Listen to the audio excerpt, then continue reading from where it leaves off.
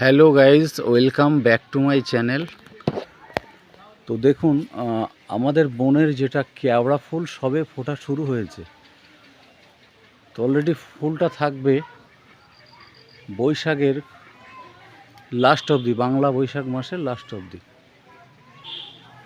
তো অলরেডি ফুলের মধু খেতে কিন্তু ভ্রমর এসে গেছে, যেটা কালো ভ্রমর।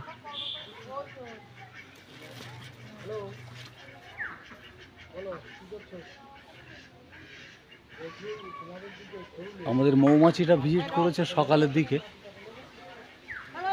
এরাও কিন্তু মধু আহরণে এসছে দেখুন।